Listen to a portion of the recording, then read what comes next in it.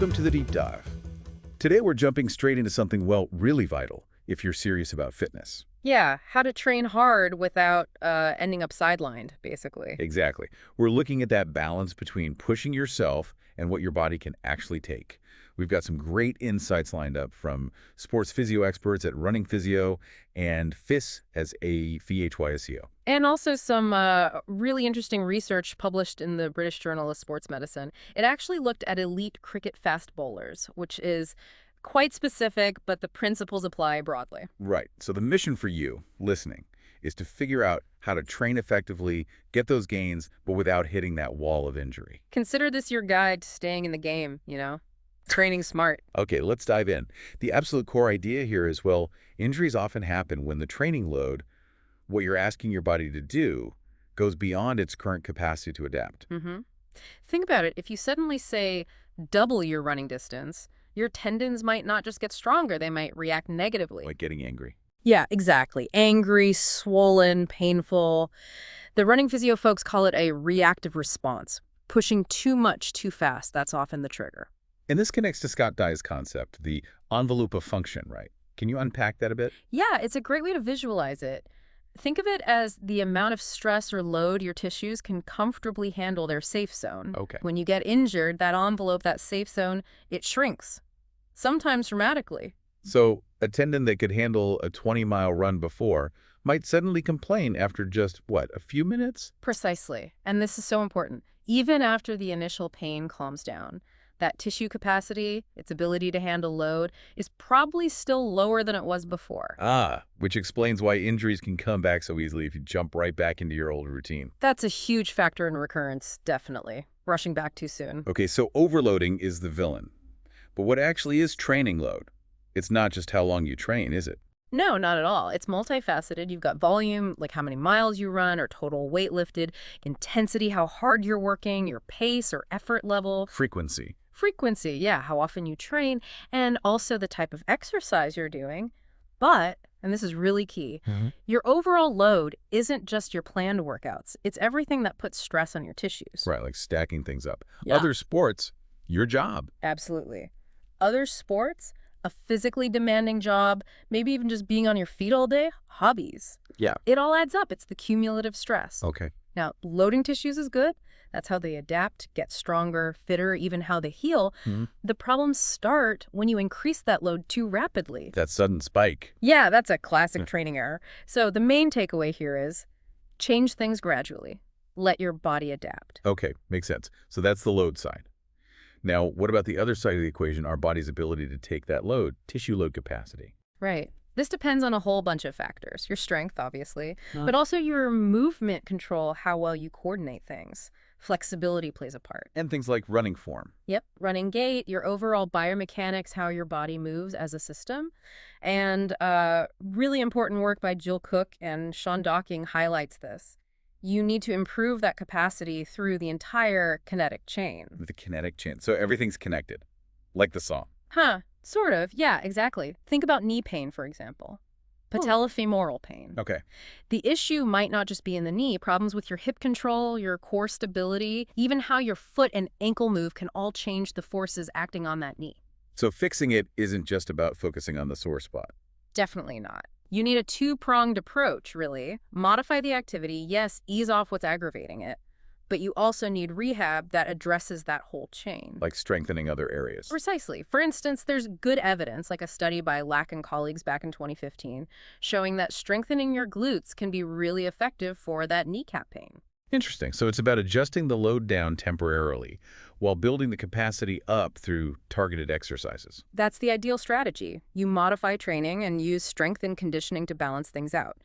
Rehab needs to progress, as Cook and Docking said, so your tissue capacity eventually meets or even exceeds the demands you want to place on it. What about things like massage or stretching? Do they build that capacity? Well, they can feel good and might help with pain in the short term, but the evidence suggests they don't really create lasting changes in the tissue's inherent strength or its ability to handle load. So you can't just massage strength into a muscle. Pretty much, yeah. Cook and Docking put it bluntly like that. Ah. Real, durable improvements in capacity come from active loading exercise that challenges the tissues appropriately. Okay, so we've covered the mechanics, load versus capacity, the kinetic chain. But the experts also stress we're more than just tissues and forces, right? There's a bigger picture. Oh, absolutely. We are not robots. Our overall state, our lifestyle, it all plays a massive role. Take sleep, for instance. Sleep.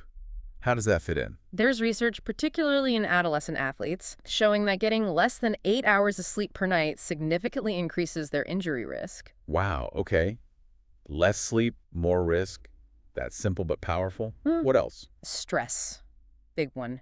High levels of psychological stress have been shown to slow down healing quite dramatically, How much? potentially by 40 to 60%. It's significant. And your mental outlook matters too. Athletes with a more positive attitude about returning to sport after injury tend to have better outcomes. So mind over matter to some extent. It certainly seems to play a part in recovery, yeah. Then you've got diet and energy availability, basically. Are you fueling yourself properly? That's been linked specifically to bone stress injuries. Right, makes sense. And things like a higher body mass index or BMI have been associated with increased risk for certain running injuries like tendinopathies and plantar fasciitis. Okay. Anything else in this non-mechanical mix? Yeah, there are other factors linked specifically to tendinopathy risk, things like age, possibly genetics, hormonal changes like around menopause, certain metabolic conditions, even some types of antibiotics have been implicated. It really is a complex picture. It is. And we can't forget pain itself. Pain isn't just a symptom, it actually influences how your tissues function and their capacity. Yeah. Your beliefs about pain, your past experiences, your attitude towards it, that all matters. Derek Griffin has done great work highlighting this. So how do you think about the pain affects things too? Seems so. And incredibly, even the brain's direct control might play a role in load capacity. The brain. How? Well, there was a study by Rio and her team in 2015 looking at patellar tendinopathy. They found something called cortical inhibition, basically. The brain wasn't sending as strong a signal to the affected quad muscle. But interestingly, this inhibition actually reduced after the participants did specific isometric exercises. It suggests the brain is actively involved in modulating our capacity. Okay, so the takeaway is, it's complicated. Our ability to handle training isn't just muscles and tendons. It's sleep, stress, diet, mind, brain, everything, especially when recovering. Exactly right.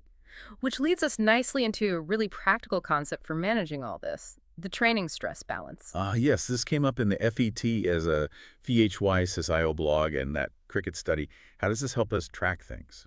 It gives us a way to quantify that balance between recent work and your established fitness base. For runners, you could simply track weekly mileage. Okay, simple enough. But a more versatile method, especially for varied training, is using Foster score. You rate each session's difficulty, your RPE, rate of perceived exertion, on a 1-10 scale. How hard it felt. Right, and you multiply that by how long the session was in minutes. So a really tough hour scores much higher than an easy 30 minutes. Got it. So you get a number for each workout and then add them up for the week. Yep, that gives you your acute workload, the load from the last 7 days. Then you compare that to your chronic workload. Usually, it's your average weekly workload over the previous 4 weeks. So acute load versus chronic load average. That's the balance. Okay, acute versus chronic. Yeah. And what did that cricket study find about this balance in injury risk? This is where it gets really telling. Hemelin and colleagues found that a significant negative balance, meaning your acute load is much higher than your chronic load average, was strongly linked to a higher injury risk in the next week. How much higher? Around 2 times higher risk, whether looking at internal load, like that RPE score, or external load, like the number of balls bowled. Double the risk. Right. Just from ramping up too quickly in 1 week. Exactly. And it got worse. When that acute load was more than double the chronic load, a training stress balance over 200%. The relative risk shot up even more, over 4 times higher for internal load and over 3 times for external load. Wow. That's a really clear warning sign against those massive jumps in training. Absolutely. The Fit As A Physio log really hammered this home, suggesting that based on this research, maybe don't increase your total weekly load by more than, say, 25% week on week. A negative balance like that could quadruple your risk. So the old 10% rule might be a bit conservative, but 25% seems like a reasonable upper limit for many. Perhaps for well-trained individuals, yeah. Yeah. But the blog also rightly points out that for people who might be more vulnerable, Like who? people in preseason, kids going through growth spurts, athletes coming back from injury, maybe even beginners, Right. for them, it might be smarter to use a longer period for the chronic load average, maybe 6 weeks instead of 4. That brings the suggested weekly increase down to around 16%, which is more cautious. So tailor the approach based on your situation and history. Avoid doing too much too soon, especially if you're in one of those higher risk groups. That's the essence of it. Build your base steadily. Interestingly, that cricket study also found that having a higher chronic workload at a bigger base was actually protective against injury in the current and following weeks. So consistency pays off in building resilience. It seems so. Positive adaptations happen over time with consistent, appropriate loading. Okay, brilliant. So let's wrap this up. If there's one core message for everyone listening, what is it? I think it's about consciously balancing your training load with your body's current capacity. That's the key to reducing injury risk and making rehab work if you do get injured. And practically, what does that look like day to day or week to week?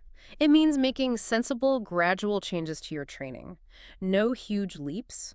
Listen to your body. And crucially, build resilience with strength and conditioning work that's right for you. And remember all those other factors too, right? Not just the exercise itself. Absolutely. Don't underestimate the impact of stress, sleep, nutrition, your overall health. They all feed into your capacity and how you respond to training load.